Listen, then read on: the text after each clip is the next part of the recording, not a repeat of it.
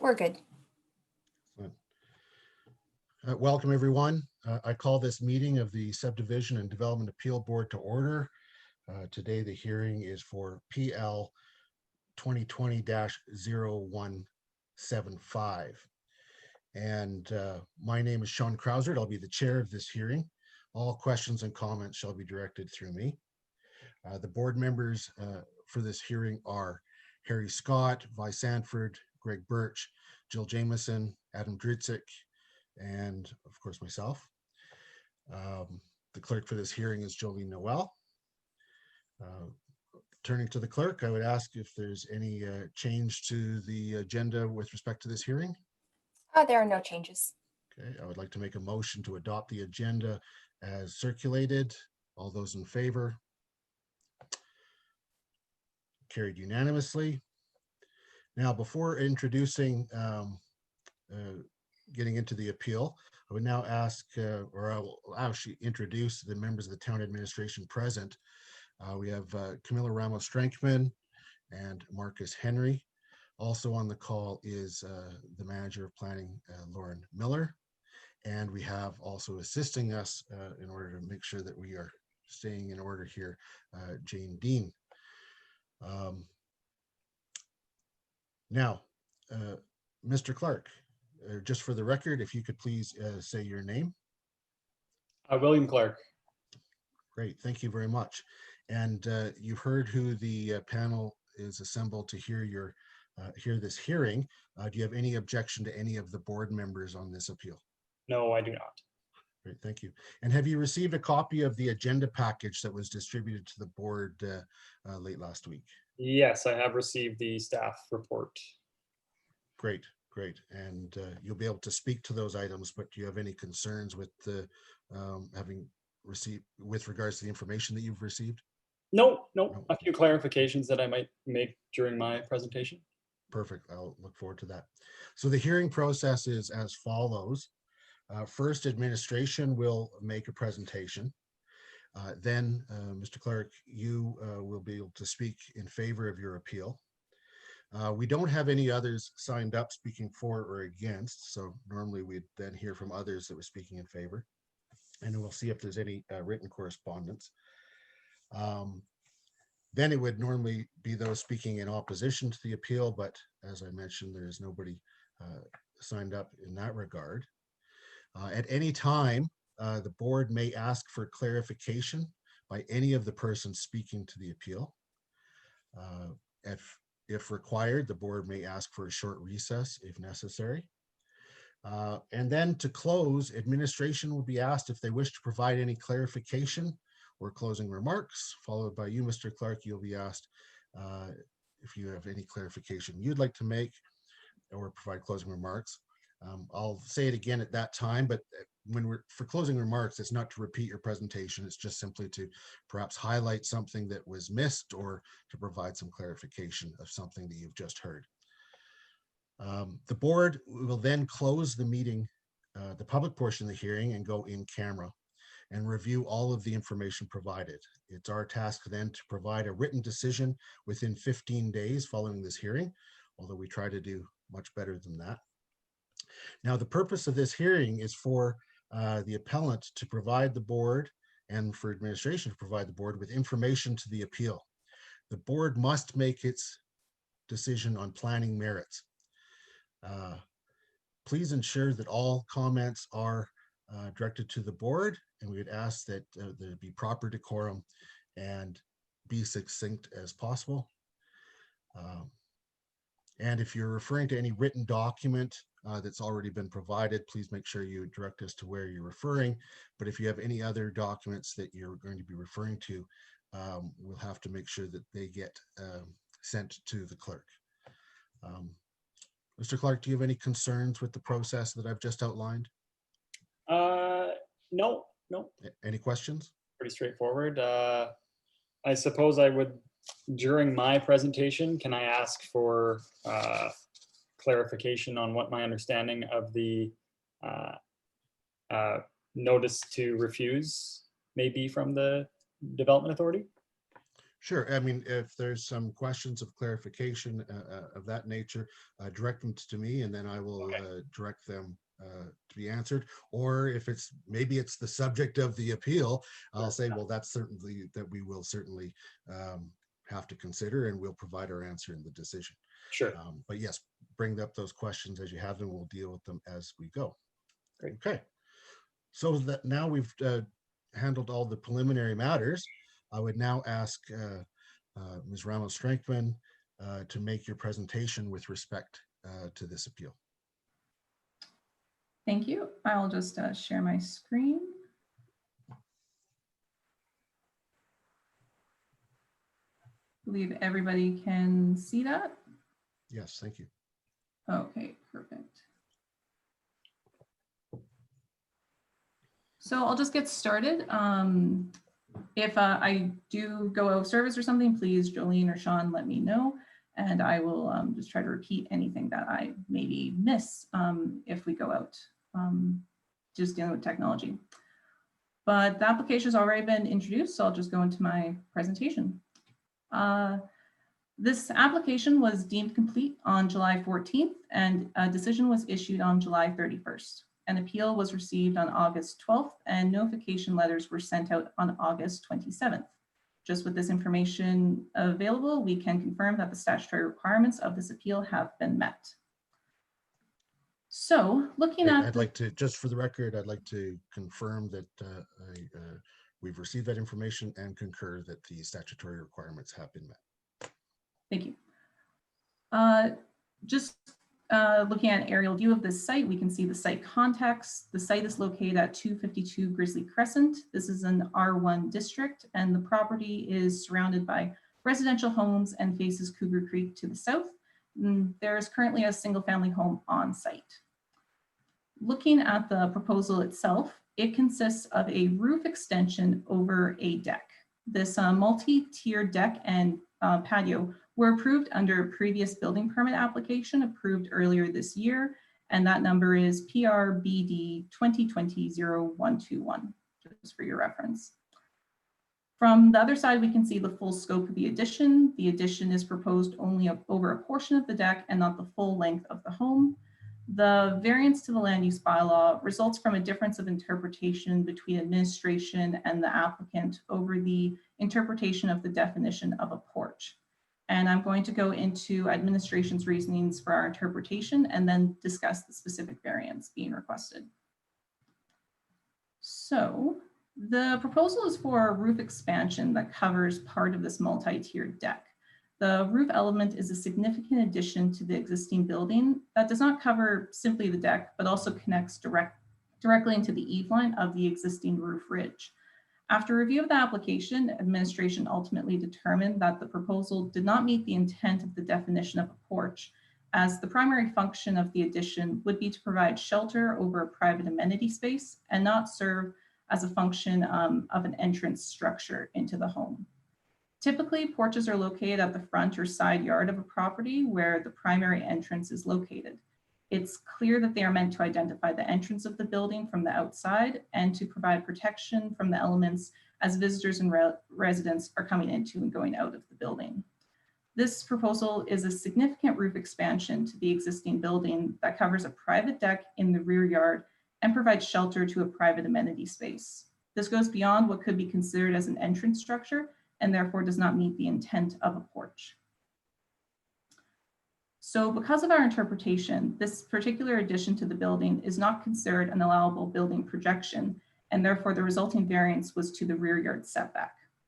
The eaves were not included in this variance calculation. This is because as eaves are an allowable building projection, granting a variance to the rear yard setback would ultimately allow an eave the ability to project into this yard setback, and the proposed eaves would have been within the allowable setback amount. And so the final variance was for a roof addition, requesting a variance of 2.08 meters into a 7.5 meter rear yard setback. This is a variance of 27.7%, and this variance was outside of the variance powers of a development officer, and the application was refused. In conclusion, the board may approve the development permit or refuse the application stating reasons. As well, a draft Schedule A has been provided to the board so that you can choose to make edits or revisions to in the event that you approve the application. And that concludes my report. And if you have any questions, I'd be able to answer them now. Great, thank you very much. If we could move off of screen sharing so I could see all of the board members. Perfect, great. So thank you for that presentation.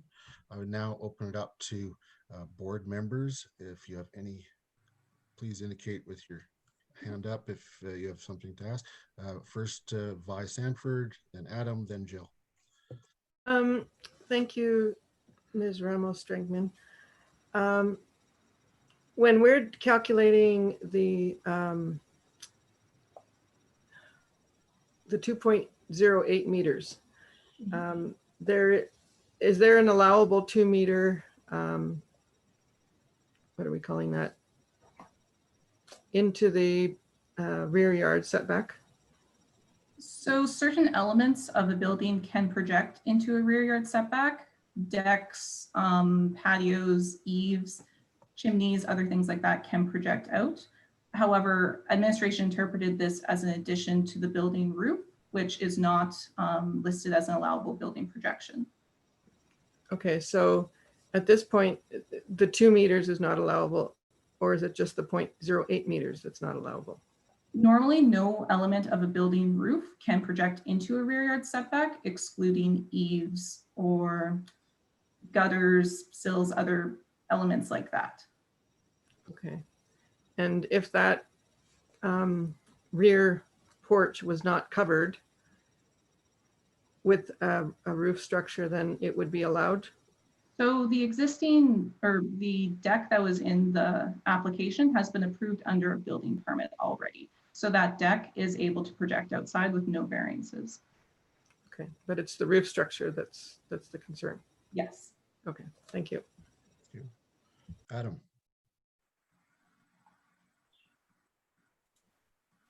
How tall is the proposed roof structure? I do not have that right in front of me at this time, but I can find out for you and state that in my summary comments. Was that a consideration for the development authority? So porches do not have restrictions on their height in the definition. There is some limitation if they're beyond 4 meters in height. And so it was not considered a concern in this application. It is less than 4 meters, but I don't have that particular height in front of me at this time. Okay, what can you clarify the aspect of the property in your picture that said interpretation of porch? Was that looking at the property from the backyard from Cougar Creek towards the house? Yes, that is from the backyard. If your back was to Cougar Creek and you're facing inside, so you're in the rear yard of that property. And the one on the staff report that says image 1, where it shows the projection out from the building, that's the side view of it from, I suppose, the lower side from 250 or sorry, lower down Grizzly Crescent. Yeah, so that'd be the side view facing, if your back was to the creek still, it would be on the left-hand side. Thank you. Okay, thank you. Jill? My question was clarified by Camilla about the deck being approved without the roof. Thanks. Okay. Greg? Thank you. What would be the town's interpretation of an enclosed porch versus an unenclosed porch, I guess? And this goes to not so much the covered entrance aspect, but just whether or not it is enclosed or not when it has a roof, or does it need walls as well to be enclosed? An enclosure would have to have walls. Marcus, you can correct me if I'm wrong, but I believe what the definitions are is that enclosure is, you can't have permeability other than windows or doors.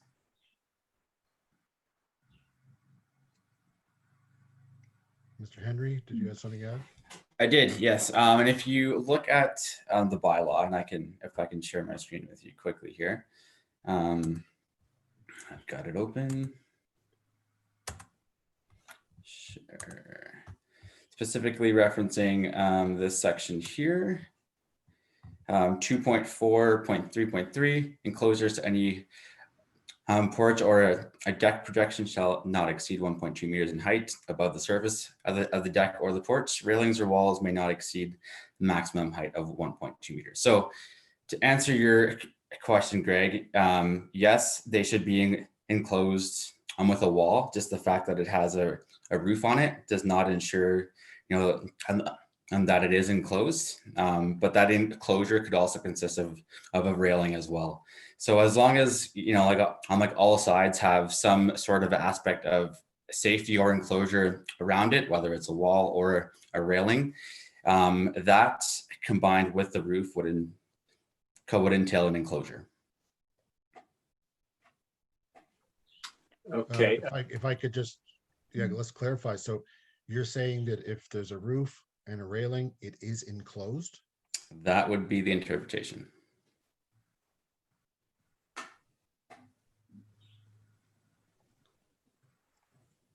Okay. Okay. Just so again, sorry, Mr. Chairman, but for clarity, just to repeat your question, the roof and I guess these kind of hip wall railings or hip railings, low railings, that makes it enclosed.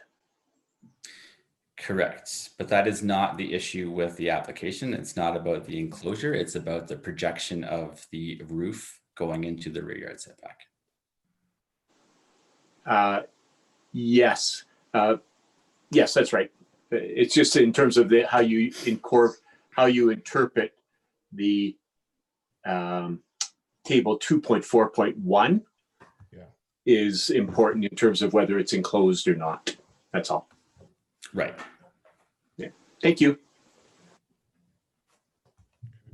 If we could move away from screen sharing, and then Adam, you have another question. If this were to have been interpreted as a porch by the development authority, what kind of permits would have been required in that case as compared to the permits and the variance that would be required if it was to be deemed a roof extension?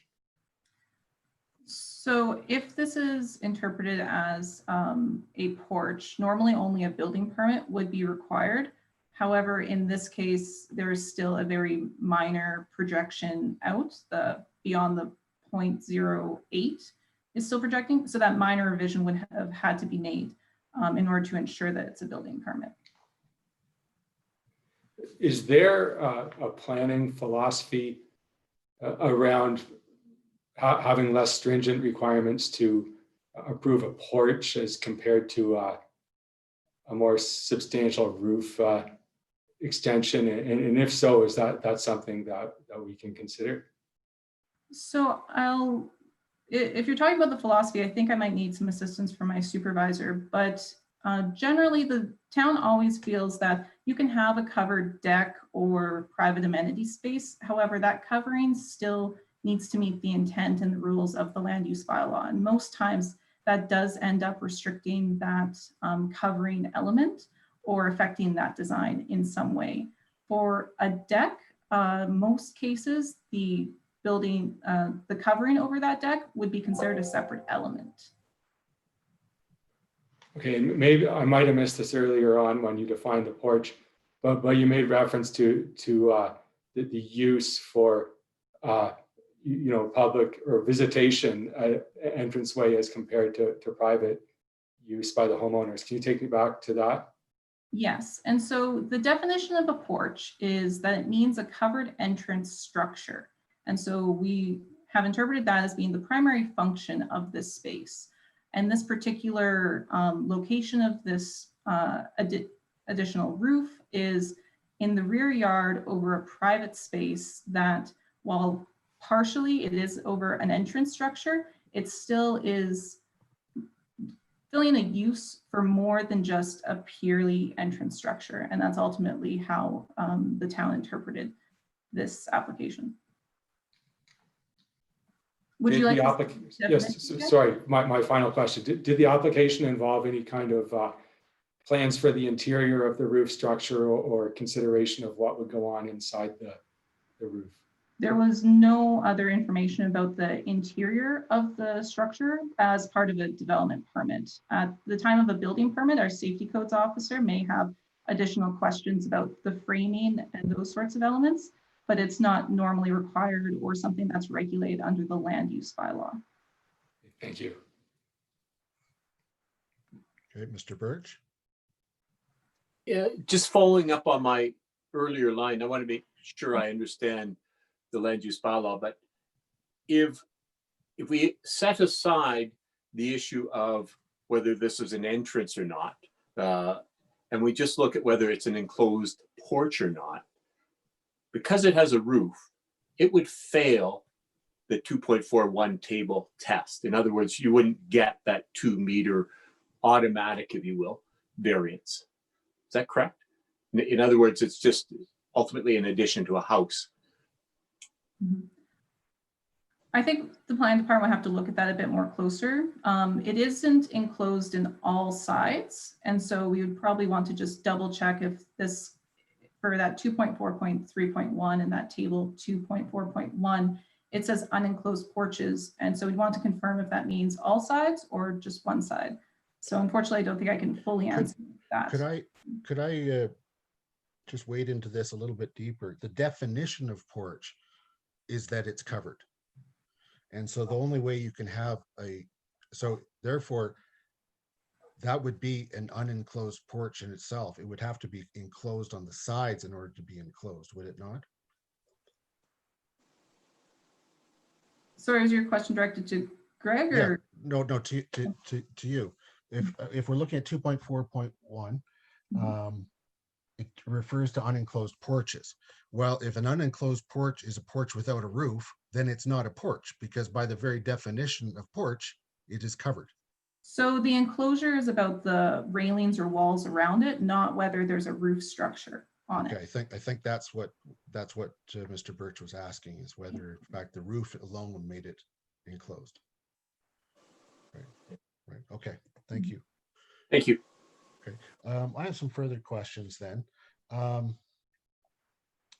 So just to confirm, there are no parameters within the land use bylaw with regards to sizes of porches. Other than the yard setback limitations and the height requirement, there would be no other additional regulations around that. Okay, so there's nothing that says how wide or what square footage it can cover, or No, there's not a size limitation or requirement. or extension from the house.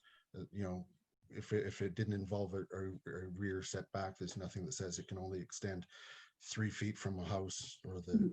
No, there's no type of rule, at least in this particular district, there's no rule about the distance that a porch could take from the exterior most wall.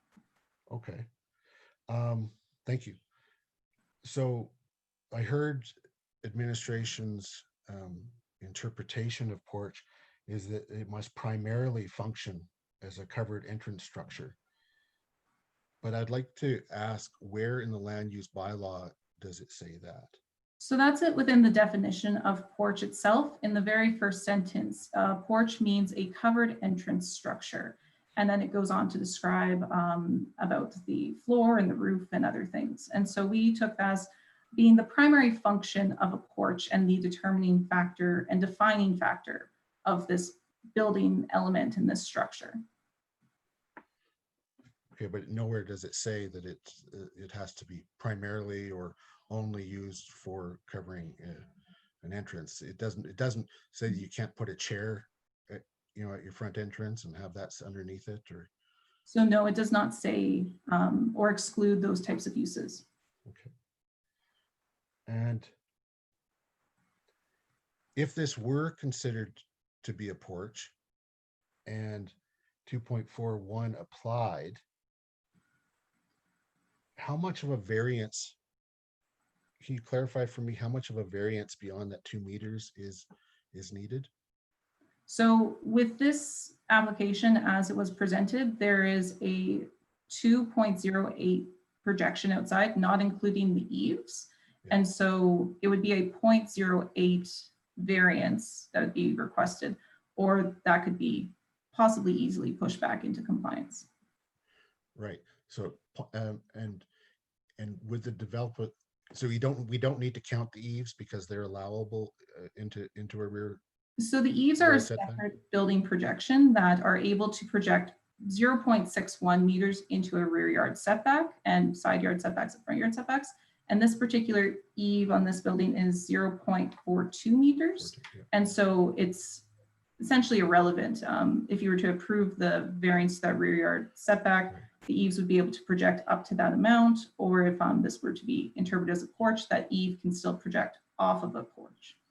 Right. So that 0.08, in order to determine the percentage of variance, is that based on the 2 meters then?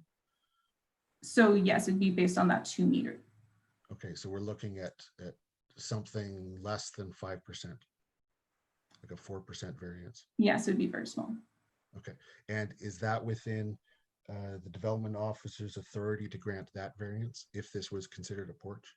Yes, variances to building projections are within the development officer's ability to grant. Okay, great, thank you. My last question is, and this goes more to the overall interpretation of this not being a porch. What is the concern with calling this a porch? Is there some concern that the floodgates will open on something, or that it will set a precedent that, like what is it that is the concern with calling this a porch? The main concern that came up during our review was that section 2.4.3.1 states that every element or part of a building must be unobstructed in these yard setbacks. And so this is creating a lot of mass to the rear of a building that could potentially affect the views and impacts on neighbors. There is also the interpretation of having a porch be designed in this way and being able to project this amount, which to my knowledge, we haven't seen before at the town. I don't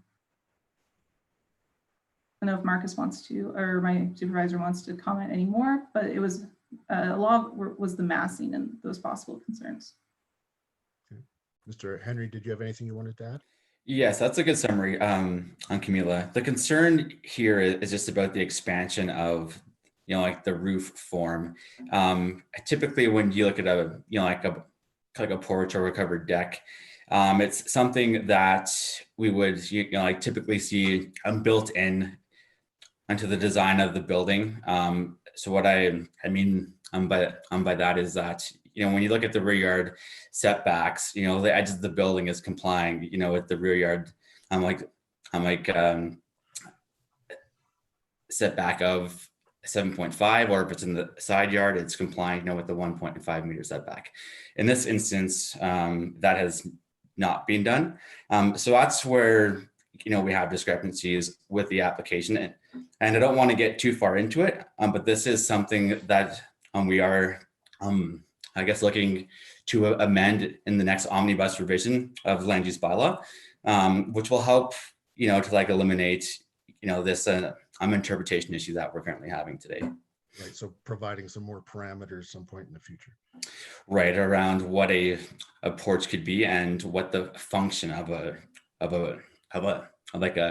porch is. So that's something that, if you're on council, you'll be able to see that coming forward here in October. Right. Or November, sorry.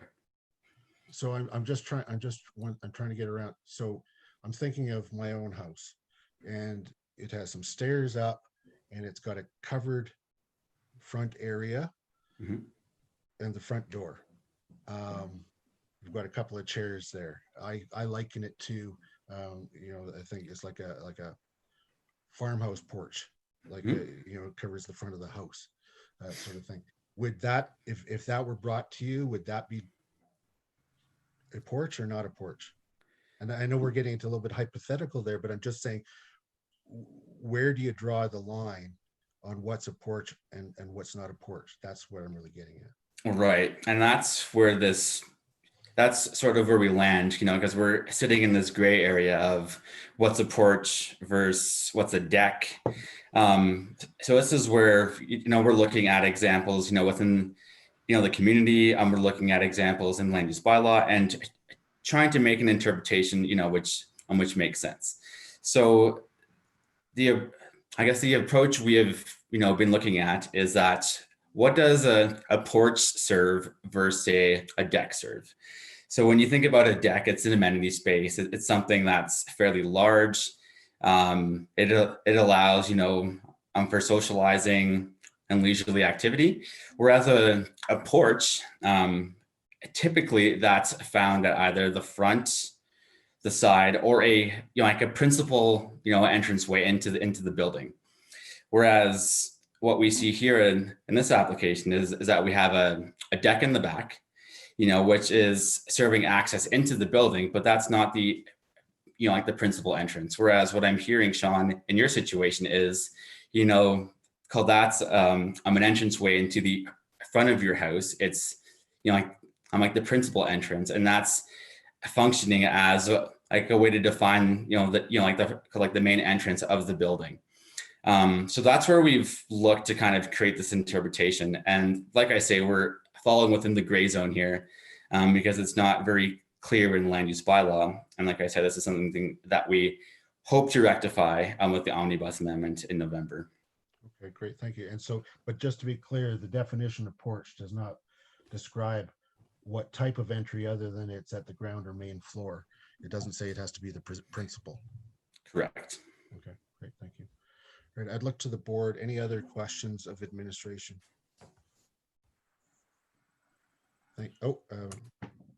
Councillor Sanford. Yes.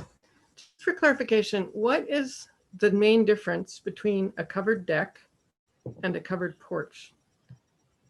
So if I can share my screen again, I have the definitions up here that you can read for yourself. And so a deck is defined by a elevated platform, depending on certain height, which is enclosed by a railing and may be accessible by exterior stairs and from within the building.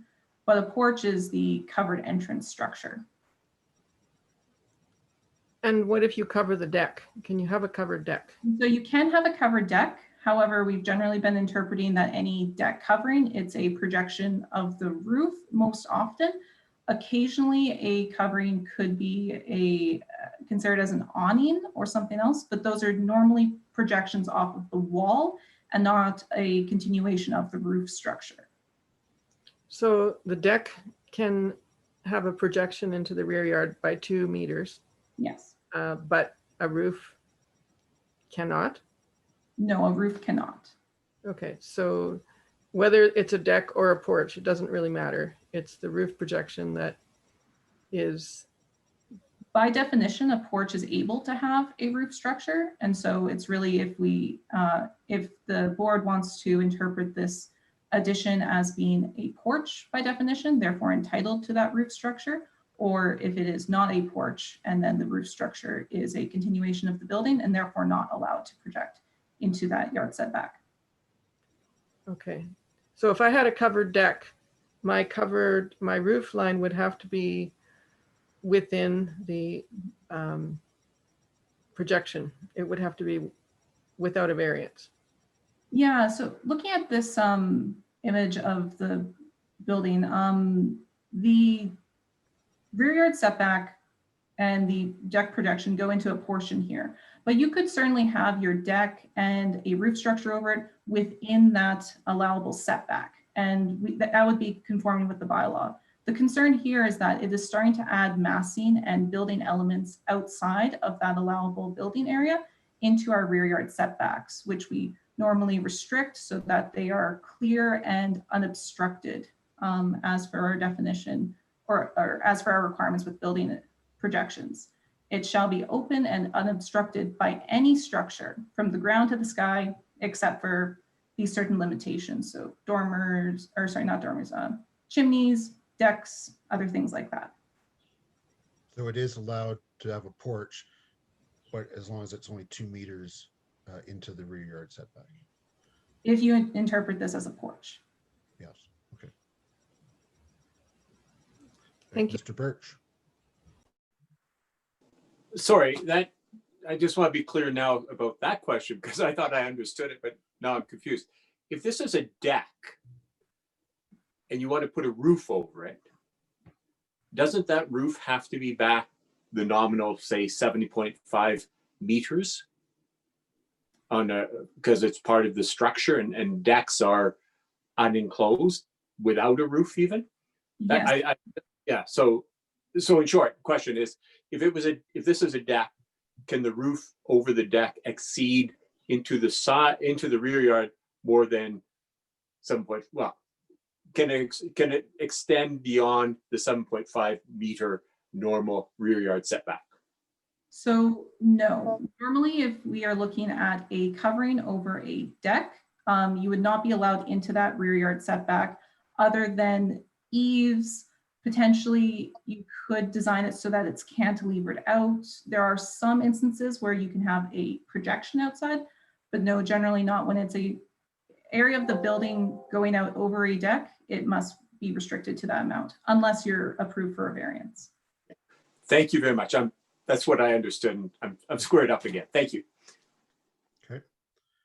All right. Last call for questions to administration. Seeing none, thank you very much once again for that presentation and all those good answers to our questions. Now I will turn to Mr. Clark. Please feel free to start your presentation. First of all, we'll need to unmute you.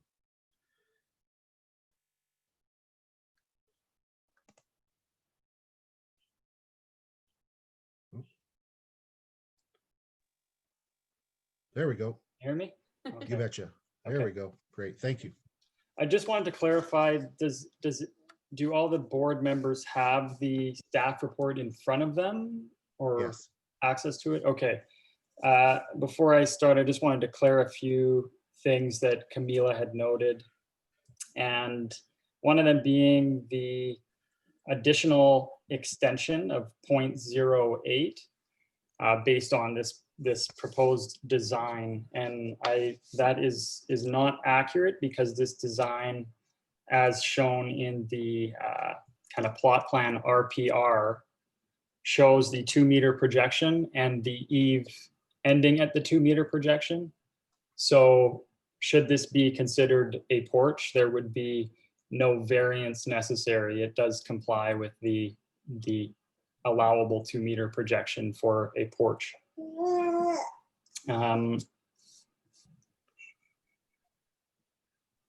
Okay, so I guess I might just be reading off a piece of paper here. I don't really have a PowerPoint presentation for you, but hopefully this works. So this is my first SADB presentation. Should I deviate from the guidelines, I would kindly ask for your understanding with my inexperience. We are a very understanding board, and please feel comfortable to just go where you want to go, and I'll let you know if there's any concerns. Great. So a bit of the background, kind of clarifying what was in the staff report is, I just want to start by saying I find it quite bizarre and even having trouble getting pen to paper on how to consider an entrance structure. But basically the proposed structure, which I'm considering a porch, or I want to consider a porch, it was originally included as part of my building permit application submitted in May, which based on land use bylaw 1.9, section 1.9 did not require a development permit. As Camila had mentioned, I developed this structure in accordance to the Canmore land use bylaw and the definition of the word porch, and the entire structure was compliant aside from the dispute in the definition of the word porch. The development authority advised I could appeal the definition through the subdivision appeal board, which is why we then proceeded to build the lower portion or the walking surface of the perhaps eventual porch. The original application was a rear structure renovation to replace our existing failing structure. The new proposed structure would see an overall reduction in size of approximately 15% when compared to the original failing structure. These are home improvements, improving our property and making the neighborhood more aesthetically pleasing. The Development Authority has spent a lot of time and effort denying my structure to be classified as a porch.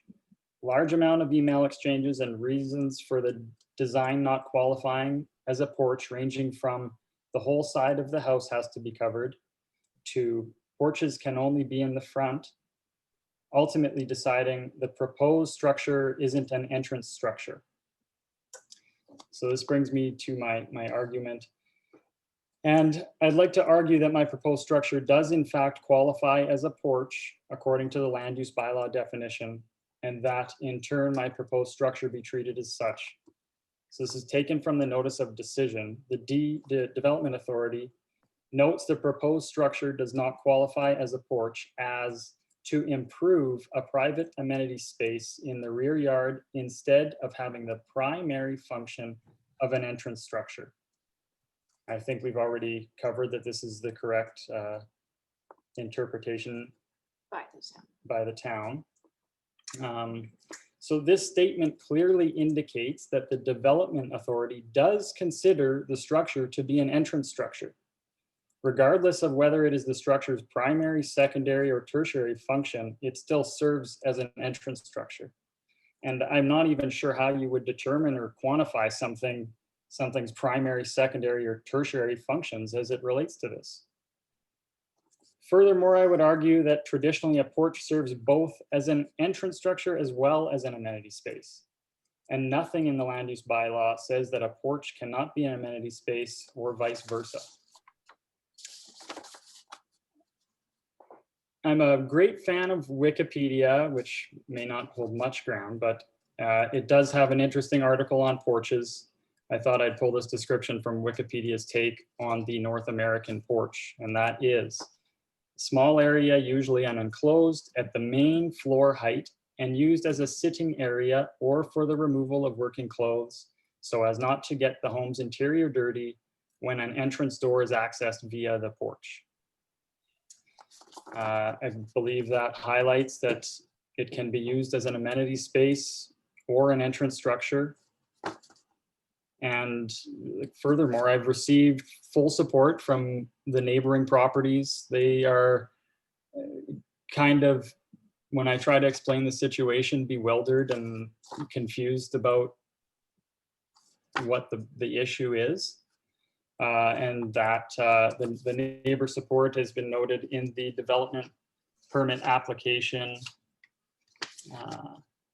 Yes, we've received those, and it looks like both of neighbors on either side have indicated their support. That is correct, yes. Another, just to touch on another statement, which is outside of this, considering the structure a entrance structure, which I believe is according to the Development Authority, the only thing holding this design up from being considered a porch is that it qualifies as an entrance structure. But they did also note that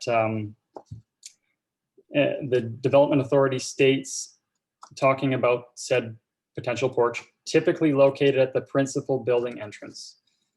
So again, like it was mentioned, this is not noted in the land use bylaw. And this also reinforces an earlier conversation I had regarding porches can only be located in the front of the building or the side, front and side, which Camila noted earlier. And I believe this to be completely inaccurate. I'm wondering what kind of weight the word typically carries. I find this statement in the notice of decision to be completely irrelevant. To reinforce the idea that back porches are a reality, there are over 300 million Google search results for back porch, including restaurants, images of back porches, movies, songs, etc. Instagram has over 100,000 tags for the word back porch.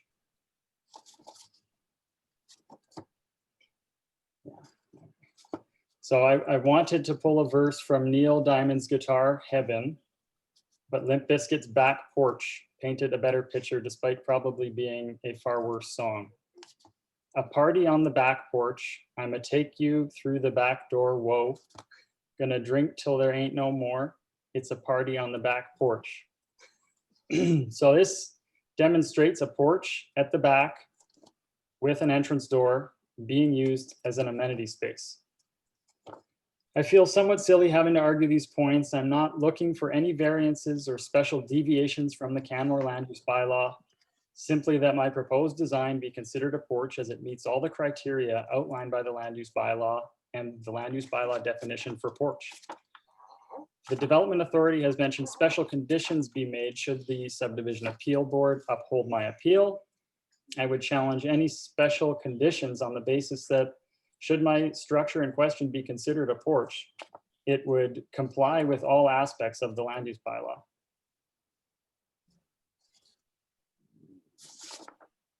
And that is my presentation, I suppose. Thank you very much, Mr. Clark. The only thing I'm concerned about is that there wasn't music accompaniment to the Neil Diamond song, which would have just topped it off. So no, that's very good. Thank you very much. Your point was well made. And so thank you for your presentation. Before turning to questions from the board, I would like to try to get some clarity around this 0.08 that administration has indicated the structure goes beyond two meters.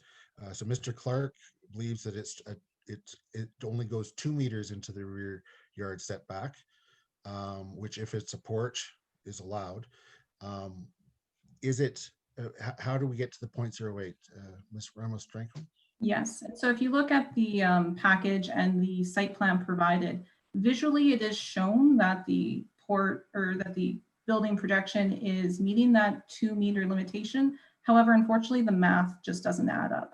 So the distance between the current building to the home and to the edge of the property line is 9.12 meters. And so taking the extension, that ends up being 3.28, moving that eve does result in the extra 0.08. So it's just a minor difference there. I'd like to. Yeah, Mr. Clark, what do you think? Say to that? Yeah, there is no mention of the eave projection or the width of the eave as it projects into the rear yard setback, and I believe the site plan provided in the development permit application clearly shows the porch roof ending at the 2 meter projection line. So although the rear setback is actually 9.13 meters, there is nothing that states the width of the eave or the depth of the eave. So I'm not sure. So the eave depth is identified on the plot plan as being 0.42 meters in the side yard setbacks. And so normally we would continue that for the entire building. But again, the eaves have been removed from that. So removed from that calculation.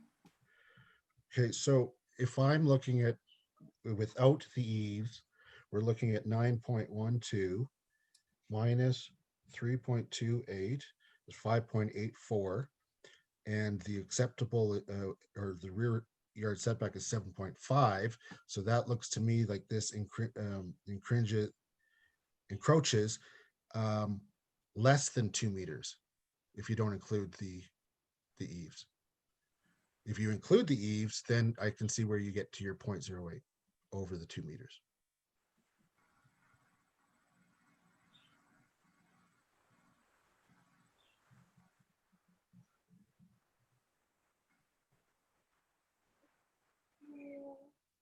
I'm sorry, let me double check one other thing.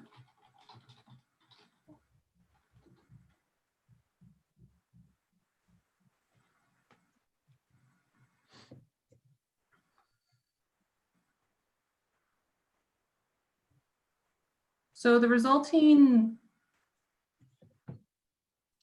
variance is a 5.42 meter projection, And that includes the eaves. removing the eaves. Well, if you go Which is 5.84 and then minus 0.42 is 5.42. So that's you know, and by minus it, that's encroaching further onto the rear yard setback. So if we take, let's do it another way. Mhm. 3.28 plus 0.42 equals 3.7 minus 9.12. That's where we have our 5.42 remaining setback unencroached. So that's 2.08. So it would include the eaves to get to the 2.08. Sean, can I just Yeah. flag this as not really being a material consideration? If there is a variance of 0.8, which is fairly small, that's something the board can grant. You guys can grant variances of pretty much, you know, I'm like no limitation. So I just want, um, yeah, I just wanted to know if in fact the board wanted to describe this as a porch and grant a variance, that we were describing it correctly. fair enough. So, but your point is taken that, you know, we could err on the side of what is the biggest encroachment and use that. And if we are so inclined to grant it, we could allow that variance. So thank you. And even if this mistake was still made, then it would still be beyond the ability of the development officer to grant, as we could only do a 10% encroachment into that rear yard setback. So if it was a porch, though, that's only 4%. So if it was a porch, that's a type of building projection, which the development officer is not limited by their authority. But as the development officer and the administration has interpreted this as a porch, Right. or not a porch, then it's beyond our ability to grant. Exactly. I hear you that. Okay, I did see, Vi, did you have a question? Please proceed. Mr. Clark, I'm looking back at the, as you mentioned, the agenda item, sorry, where you had applied under a different building permit to build a deck. And that building permit was granted to build a deck or a patio. Is that correct? The original structure presented on the original building permit had this porch incorporated in it. And it was advised by the development authority. They did not consider it a porch, and I had no grounds for appealing that. So I was advised that I could remove the porch roof, complete the deck or the floor portion of the roof, and submit a development permit, which I would then have to appeal, all to have the structure considered a porch or entrance structure. But I think what I heard Ms. Ramos-Strankman say earlier was that a deck can encroach 2 meters into the rear yard setback. Yes, and so Unless it's covered, but yes, sorry. So the building permit was approved with no variances for the deck and the patio, so the multi-tiered deck, and it was just the projection off the roof that was what was requiring the variance. And so we I identified the options to William as being you could either revise your application at the building permit stage to move forward with everything else and address the variance aspect as part of a development permit. And we can go through the proper channels that way, which is eventually the option he took. So you can apply for an encroachment of 2 meters into the rear yard setback for a deck, correct? And So you can do that. yes, you can. You can do that under a building permit because it's an allowable projection. It's no variance to the land use bylaw. But now that Mr. Clark is asking to cover the deck, it's a covered deck, which is encroaching 2 meters into the rear yard setback. Which then causes the dispute of administration viewing this as a roof projection, or if it's interpreted as a porch. Right. So the terminology is what's critical here because of that 2 meter encroachment into the rear yard setback. Yes. Yeah. So if I might clarify, yes, there are two ways that this could potentially be interpreted. In either way, it is within the development authority's purview to be able to grant either way or deny either way. So yes, there is a definition element, but it's not necessarily that only one path leads to a particular approval or denial and the other one not. So for us, yeah. Mr. Birch. Hi, a question for Mr. Clark. Mr. Clark, you've chosen to cover part of your deck with a roof, which then becomes a porch. And I'm going to the definition issue. Your steps leading from the ground up to your deck are not in the porch, are not covered. So you walk up the steps and then you cross the deck and then you go under the roof. My question ultimately is, so you've chosen to cover part of the deck and you're calling that a porch. My question would be, it might serve you if you wanted to, and I'm not saying you do, but if you wanted to cover your entire deck with a roof, because then you'd be able to come up your steps, you'd immediately be covered and you could walk up to the upper deck as well, and it would be covered as well. And my question ultimately is this: if you covered the whole deck with a roof, would it become a porch? I think administration's having a stroke. No, this is to Mr. Clark. Okay. Thank you. Because I think, Mr. Chairman, this goes to the essence of the question.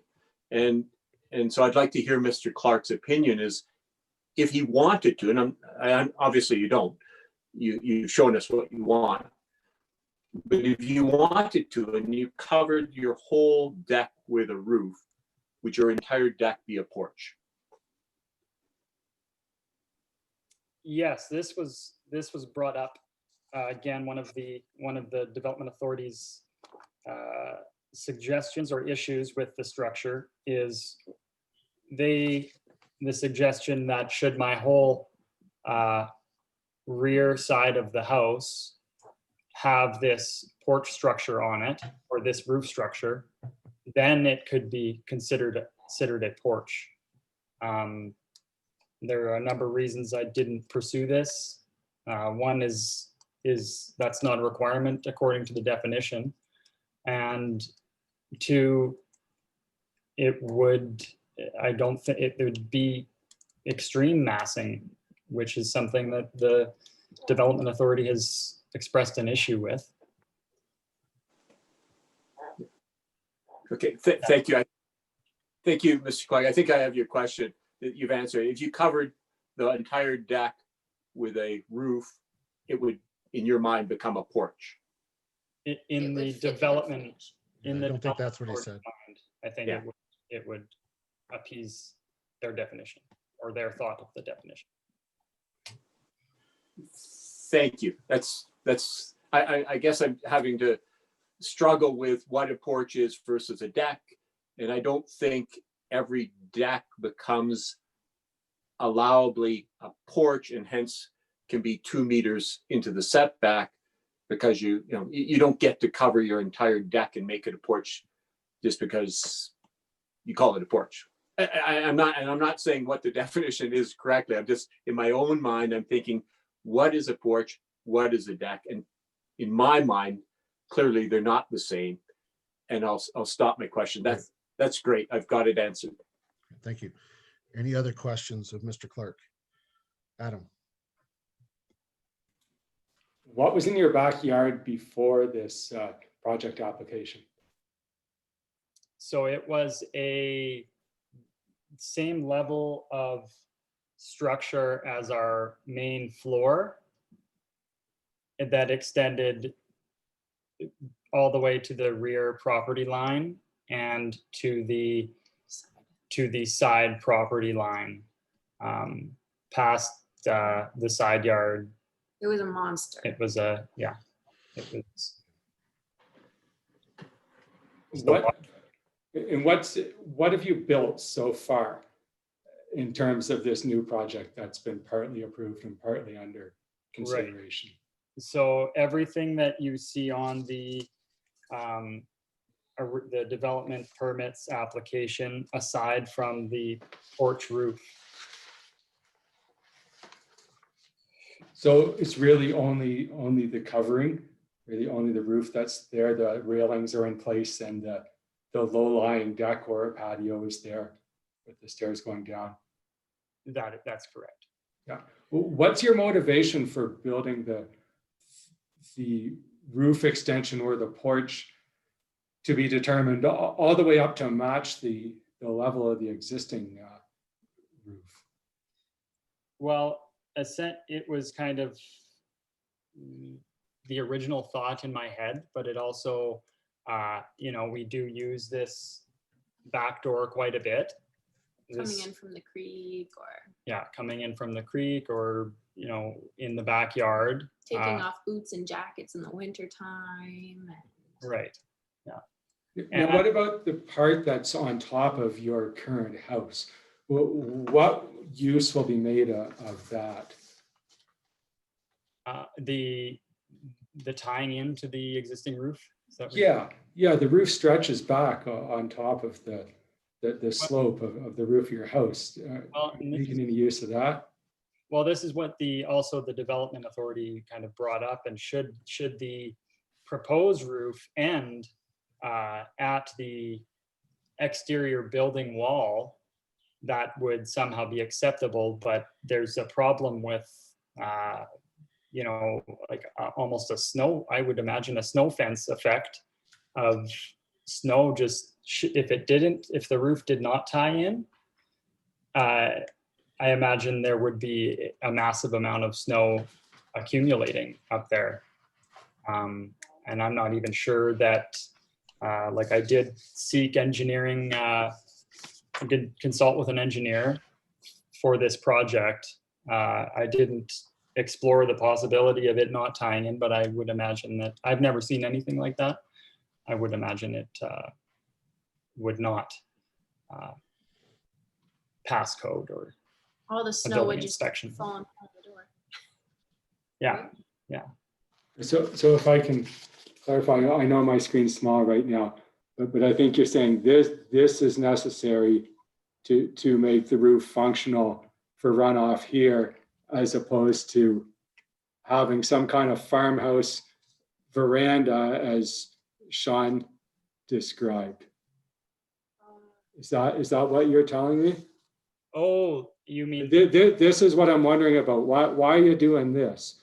the hip? If that could be, if my finger was the roof line, if that could be a porch, or this could be a porch roof, what's this all about? Are you talking like suggesting a flat roof?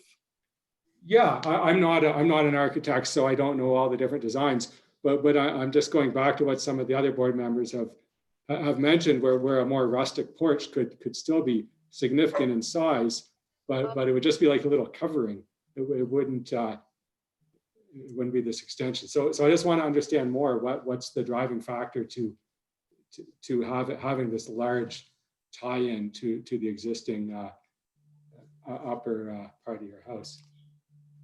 I guess I'm having a tough time envisioning the alternative.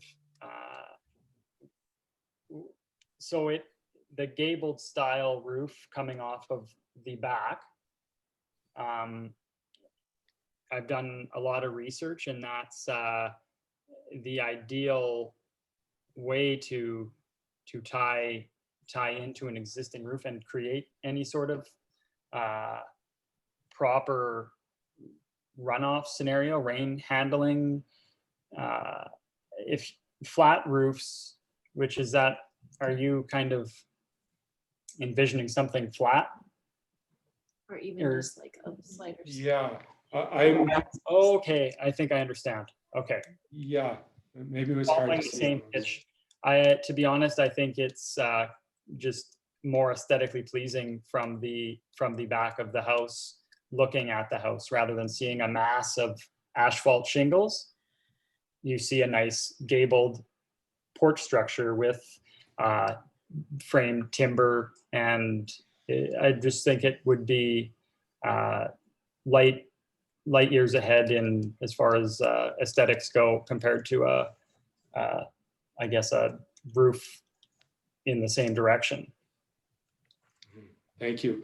And if I may also ask you, what's in between your proposed extension and the environmental reserve at this point? I believe it's an environmental reserve, the Cougar Creek pathway and system. Well, what's in between your proposed extension and those lands now? So if you look at the site plan provided in the development permit application, Right? Yeah. This was an old, yes, correct. Yeah. An old RPR, and I have noted that in order to get compliance, the previous owner had to remove all of those features. And then behind that is a grassed berm, fairly bare grassed berm with minimal trees. So those other features, the fire pit and the shed that were shown to not be compliant here, they were already removed by the previous owner as opposed to being removed as part of your project? Those ones specifically were removed as part of the previous owner in order to get the certified RPR. But yeah, Yeah. Are there any trees or kind of natural vegetation or anything out there between your proposed extension and that ER? There are a couple of trees, not as many as I would have liked, and this is another thing I was exploring. Is planting trees, but the East Butte still has the land under contract, and I can't explore planting trees. So sorry, I missed that. Who has the land? East Butte from the flood rehabilitation. They're the flood rehab contractor for that area. I see. Does that activity occur on your lot or just out in the municipal ER? I think the rehab is finished. They just need to inspect and release the land back to the town. Okay. But besides the point, yeah, there's a couple trees back there. Our neighbors' yards are both heavily. So your lot is not being subjected itself to any of this flood rehabilitation? No. Okay. Thank you. I'm done. Any other questions from the board?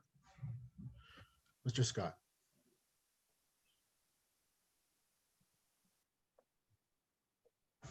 Yes, Mr. Clark, I'm just, I see that it's a patio door that is coming out of the house there. That's correct. Is that actually, does it have a lock, a keyed lock you can actually undo and enter from the outside? Yes, it does. Okay. Thank you. Okay. Any other questions? Oh, Mr. Birch. Thank you. Last question, Mr. Clark, I hope. Just you've included in your appeal a letter from 250 Grizzly Crescent and 254 Grizzly Crescent. And it says that they've looked at diagrams with a porch deck roof and have no objection ultimately. I just want to affirm that the drawings they saw were the ones that essentially we're seeing now. Is that correct? Yes, correct. And then some, like I didn't want to, like I had some other sketches I did by hand and when I was originally designing this. And yes, they're fully aware of this proposed structure. The 250.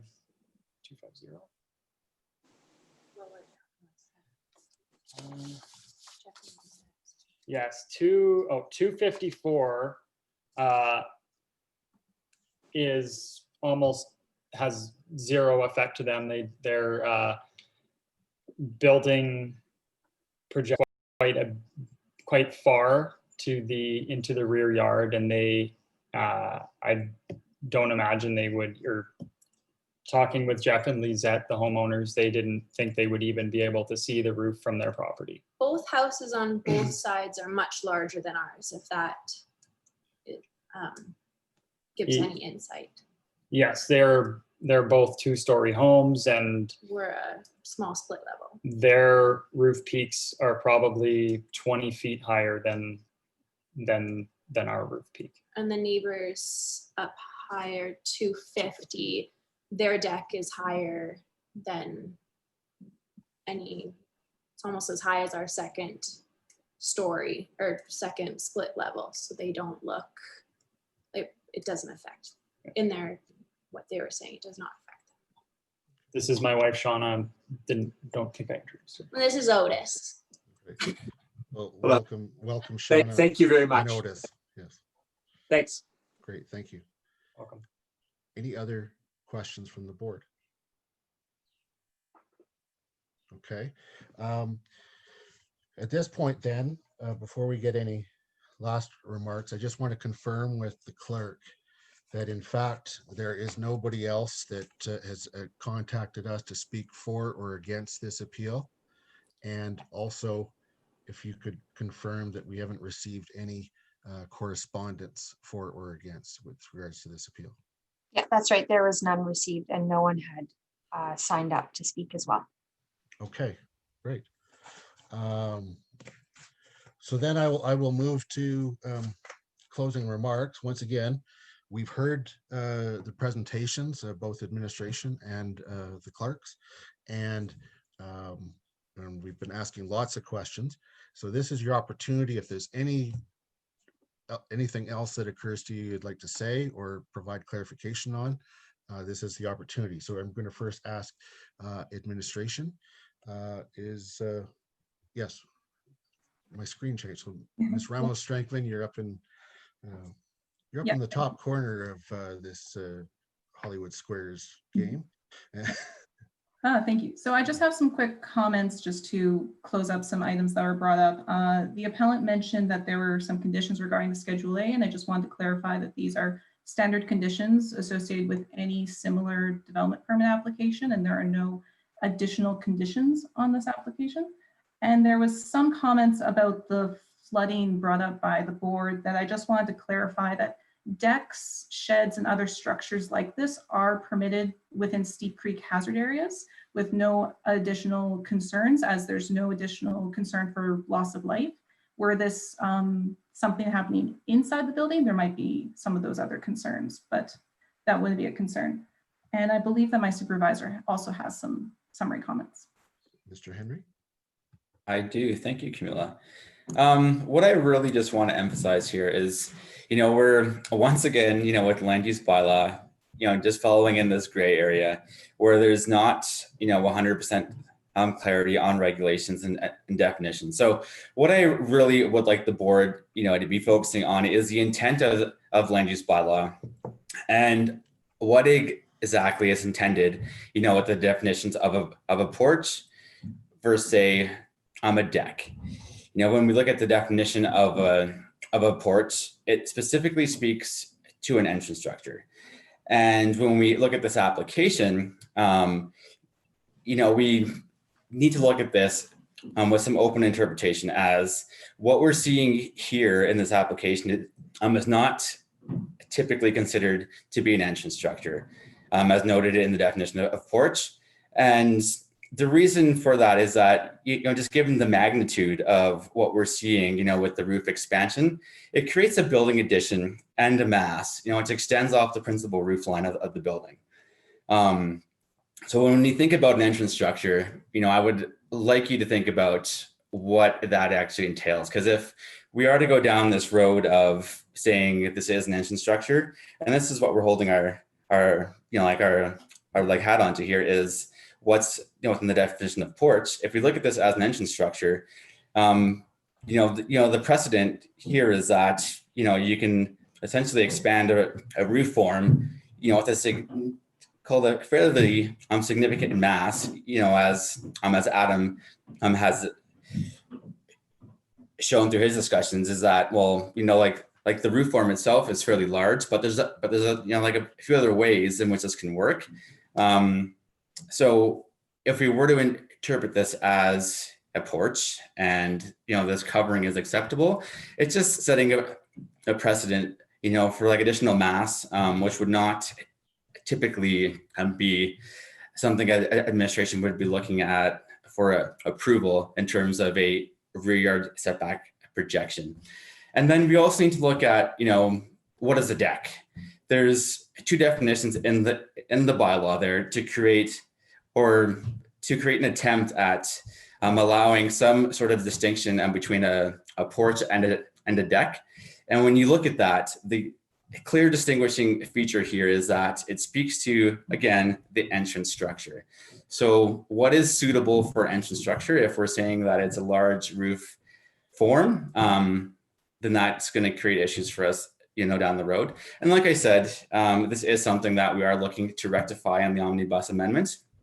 So really what I would like the board to give consideration to is, what is the intent of a deck versus a porch?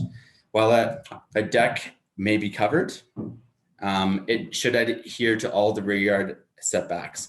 Well, arguably a porch can be covered. We're looking at that from an entrance structure, perspective. So there's a clear discrepancy here about what that could be. So I would just like the board to consider about what is an acceptable entrance structure as we move forward, with any future applications, because this is likely to come up again.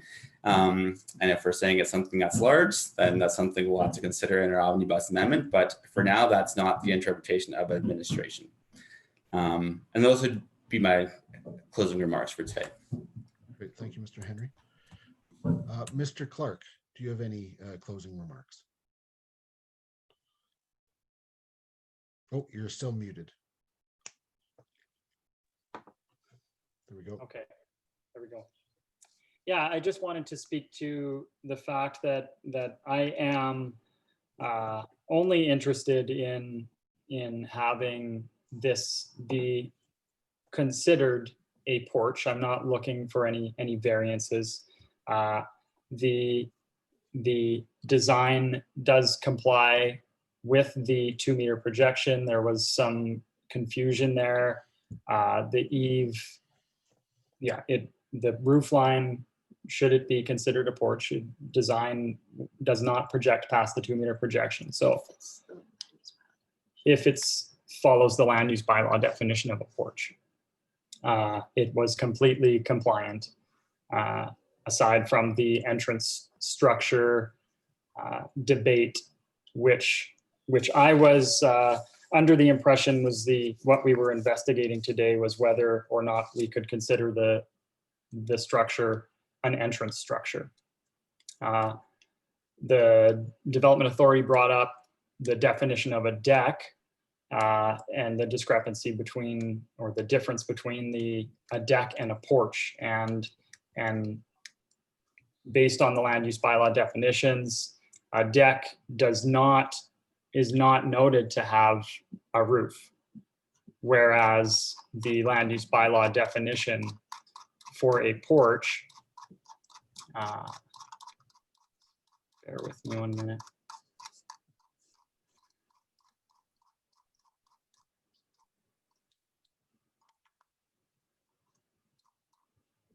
So a porch means a covered entrance structure attached to a residential dwelling. Mine is the proposed structure is attached to a residential dwelling at the ground or main floor entry. That satisfies that condition. Consisting of a roof and a floor would satisfy that condition. Where the sides of the structure are not attached to the building, that would satisfy that condition, and may be enclosed by a low railing or wall, it would satisfy that condition. So on the premise that the only condition in question is that it is a entrance structure, I would again go back to the Development Authority noting that to improve a private amenity space in the rear yard instead of having the primary function of an entrance structure. And so they kind of are perhaps contradicting themselves, because that statement shows that they consider it to be an entrance structure, and And the fact that it's a primary or secondary or tertiary, again, I'm not sure what relevance that has or how you would quantify or qualify something like that. Like, is it, Great. anyway, Thank you. I think Thank you. that's, Thank you. yes. Thank you. Thank you very much, Mr. Clerk. Okay. Thank you to everyone for your presentations, for all the information required, for the answering of our many questions. I now would like to ask Mr. Clark, do you feel that you've had a fair hearing? Yes, absolutely. Thank you, Great. buddy, for your time. Thank you very much. So this hearing is now concluded, and in accordance with provincial legislation, the board is required to hand down its decision within 15 days from today's date. No decision is binding until the board issues a written decision. Okay. So I would like to make a motion for adjournment of today's hearing. All in favor? Looking to the board members, carried unanimously. Now I will, Mr. and Mrs. Clark, you may stick around if you like. We're going to have a quick business meeting, or you can go, and then we're going to be turning off and getting on to another forum in order to discuss our decision amongst the board alone, with no administration present. So completely up to you. I would ask that the board turn to their agenda packages to the business meeting section so that we can start on that.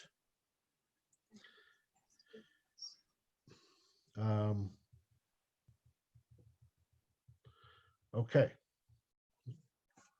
Is everybody ready there? Okay. So I call to order the business meeting for the Subdivision Development Appeal Board for Thursday, September 10th, 2020. First of all, an adoption of the agenda. Are there any changes to the agenda as circulated, Madam Clerk? There are none. None. Therefore, I would like to move adoption of the agenda as circulated. Looking to board members, all those in favor? Carried unanimously. Now, looking to the adoption of minutes. First of all, with the August 17th, 2020 appeal hearing for PL 2020-0157. Are there any errors or omissions? Councillor Sanford. Yep, go ahead, Vi. Sorry, I'm trying to look at my agenda on the screen and the Zoom program here. Yeah. I just wanted to ask, in the minutes, there's a couple of statements on page 2 of the August 17th minutes. Under administration presentation of the applicant and decision, the third paragraph down there said, the board asked confirmation that none of the liquor stores, et cetera, et cetera. Could I just ask that there be a slight grammatical correction there, in that the board asked for confirmation, and that also exists in the next line. The board asked for confirmation. Sure. And then lower down, under appellant's presentation of the application and decision, the third line down, it says the board asked for clarification. Great. So Okay, just so- those three slight amendments there, just to Yeah, make it read a little bit more. Sure, those are editorial in nature, and so they can be inserted by Jolene. If into the into board file copy. agrees, I mean, I think it's important. Does anybody disagree? I don't see any disagreement, so. Okay, great. Yep, That's all I had. Thank you for Just that. had Thank it. you. Yep. I've noted it. Thank Okay. you. Any other errors or omissions in those minutes? Okay, so noting that there will be an editorial change, I move the adoption of the minutes from the August 17th, 2020 appeal hearing meeting for PL 2020-0157 as circulated. All those in favor?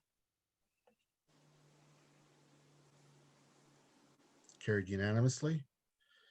And now we'll move to the business meeting minutes of the same date. Any errors or omissions? Mr. Birch. Just first of all, going back to the last motion, I think it'd be better if we just change the motion to say as amended in future. We did amend them, so they weren't today, Okay. but I I don't, that's not my fine. point. That's my- fine. Okay, so point number one. That's next time. Yeah, Jolene, if you can make that as amended. I'm fine either way. Okay, so Greg, on the business Yeah, meeting.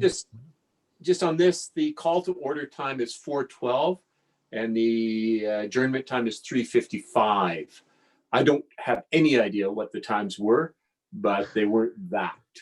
That's a good catch. I can look to the video. Generally, the chair can call out the time of when it starts and doesn't. Well, but we went back. Apologies for We went back in time apparently. So that was faster than the fastest meeting. We in fact gained time. Good point. That has to be corrected. Sean, Councillor Sanford.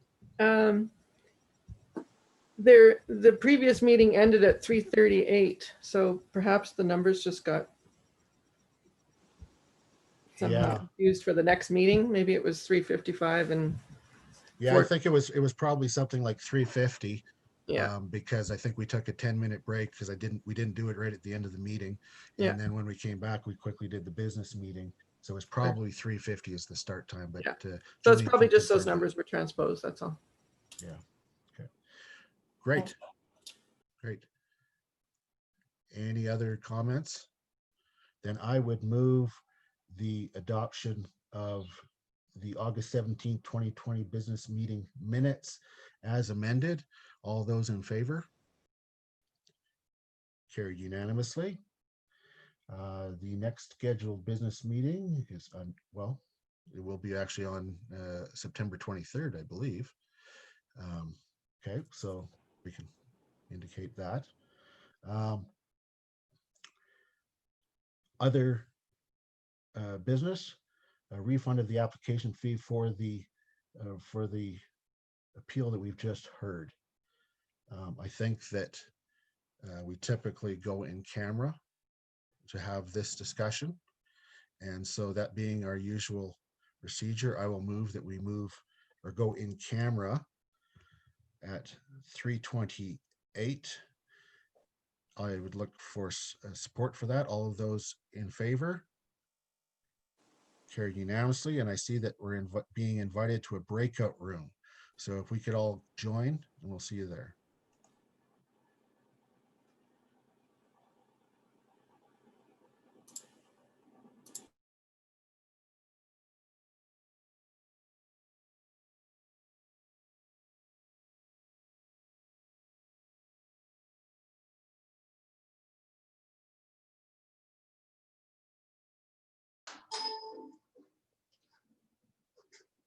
Gonna share my screen. Everything's gone.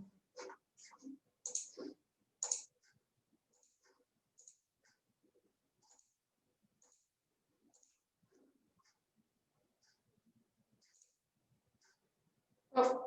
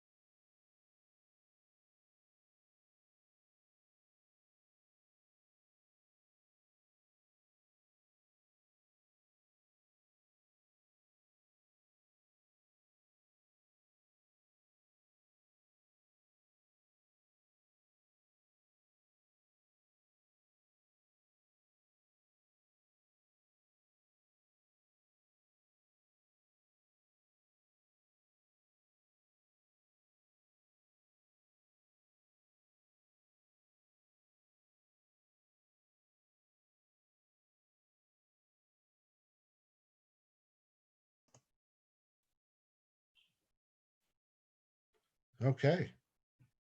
We did it. Oh. Greg? Success. Yeah, success. It's like beaming to another place. All right, so we are back. We're back in the public forum, and I would now like to make a motion that we table this this item to the business meeting of September 23rd, 2020. Any I think discussion? that's on the motion? postponed. Is it postponed? Yeah. Okay, we'll thank you. postpone it. Thank you. Postpone it to September 23rd's business meeting. Any discussion on that motion? Seeing none, I call the question. All those in favor? Carried unanimously. And now, my other screen, since we have no other business, I move that we adjourn this meeting. All those in favor? Carried unanimously. Okay, so I think now is a good time to take a personal